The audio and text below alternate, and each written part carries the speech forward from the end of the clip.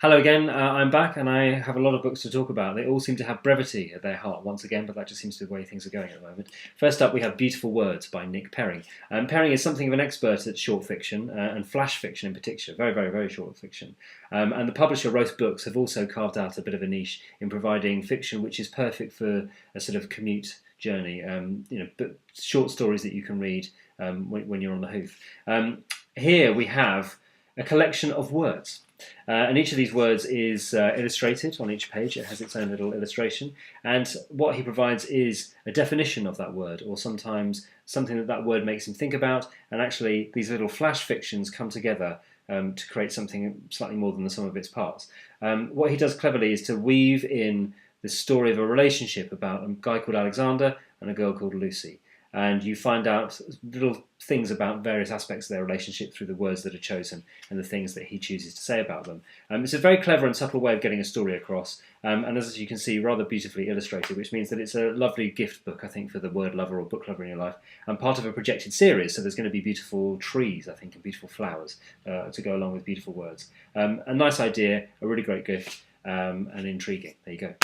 And then we move on to The Third Tower, Journeys in Italy by Antal Szerb. This is published by Pushkin Press. Szerb is a writer that I've covered on my blog with his fiction, and this is some of his travel writing. And I got it because I was lucky enough to go to Venice for a few nights, and I wanted to read his thoughts on Venice. This book obviously was written a long time ago, 1936, and so this is Europe, preparing itself for the Second World War, and a very, very different time in European history. And yet, of course, when you're travelling to somewhere like Venice, all of that tends to drift away, and you have this amazing reaction that you have when you go to a place like Venice, because it is unlike any other place in the world, and yet exactly how you sort of expect it to be. It was amazing, really, to read his thoughts, because they chimed exactly with mine. It's the kind of city that you can walk around and just be amazed as you go around each corner and see another canal and another set of buildings and another surprise around another corner, stuffed full of churches and history and architecture, absolutely amazing. And isolated as it is in the middle of this lagoon, actually quite a small city that you can walk across in about half an hour. So extraordinary to be there and to be reading this kind of writing at the same time. He doesn't just cover Venice, he goes around other parts of Italy as well, and he's a charming guide. So it's a really lovely little book to have. And as I say, I would really recommend having a look at his fiction as well, because he's very good. Now we move on to Diary of the Fall by Michel Laub, which is published by Harvel-Secker, a Brazilian writer. And again, what he does here is we have a series of sections throughout the book, and then each section has these numbered paragraphs. And through these numbered paragraphs, he builds up his story. This is about a guy who has a single event in his childhood that he thinks may be the sort of the crux of making him the man that he becomes later in life. A quite struggling alcoholic, and it's to sort of try and discover more about how he got to where he was. He also looks at the life of his father and the life of his grandfather, who was a concentration camp survivor, and that might make it sound like quite a heavy book, but actually it's amazing the lightness of touch that he employs here, and I think partly because of this technique of using just short paragraphs. When looking at other books like Mr. Bridge and Mrs. Bridge that I've reviewed in the past, the critic John Self used the term pointillist portrait to describe how these books that use short paragraphs build up the picture. So a bit like those pointillist paintings, there's dots of colour that don't make much sense up close, but when you step back you can see the whole picture. And that's what these novels do. It means that you can employ quite a light touch. So the concentration camp thing, it might feel like a stick that you'd be beat around the head with, but actually it's very lightly alluded to in each paragraph until you sort of step back and look at the whole picture and see the impact of that. And then, of course, the relationships in his father's life, and then this single event in the narrator's life, which I won't give away, but obviously you can see it involves a fall of some kind. But a very interesting book, and as I say, quite a light touch throughout, very easy to read. And I think it depends on the type of reader that you are. You may find that that's a good thing, or you may find that it's possibly too light a touch. But I did enjoy reading this one. So there you go, that's that. We move on to Dept of Speculation by Jenny Offill, which is published by Granta. It's been getting some amazing reviews from press reviewers and bloggers alike, and it's all entirely justified. It's an absolute stonker. It's a brilliant, brilliant book, and I loved it, and I fear it may ruin my reading for the rest of the year. This, again, employs short paragraphs, sometimes just a sentence. Now, this is the trick. if you're reading a book and sometimes you come across a sentence in it which makes you go, oh God, that's so profound. That's such a true thing to say, and you remember it. And if you're lucky, you might get that in a book. You might get it a few times in a book.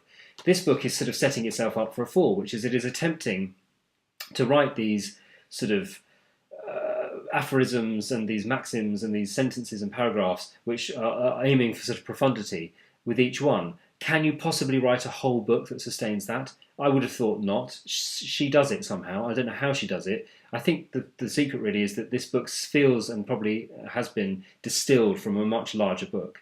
And in fact, I know that she wrote a novel and discarded an entire novel in the process towards going towards this one. There's a huge gap in between this and her previous novel. And that distillation process is all the better for it. It provides us with a book here which is rich and rewarding and beautiful and heartbreaking. It made me very, very sad and very upset. It's very difficult to read in places. It is the story of a marriage and the collapse of a marriage and the change in two people's lives.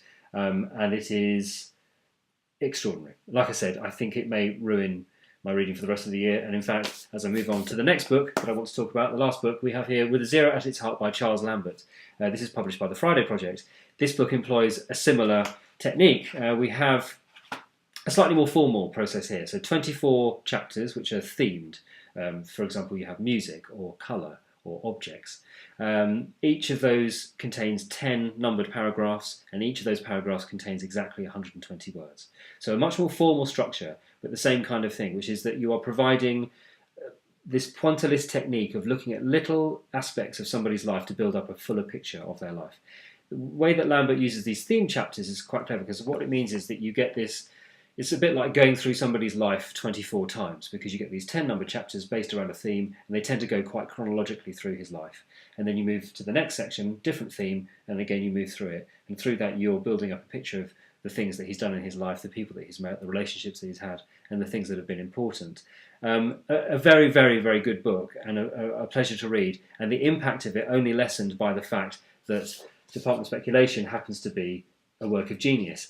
The reason I say that is because, for example, the formal structure of this one, people might love that. I only felt that the formal structure of that was hampering the book rather than helping it, because the slightly freer structure of Dept of Speculation has such a profound impact on the reader. That is a very minor quibble, and as I say, if I had read this one before this one, I might be having a completely different feeling about it. I'm afraid this one just beat it. Just beat it. So anyway, there you go. That is 5 books, all brief, hopefully dealt with pretty briefly, but concisely. And next week I'll hopefully have a massive, great big tome to talk about instead. Thank you for listening.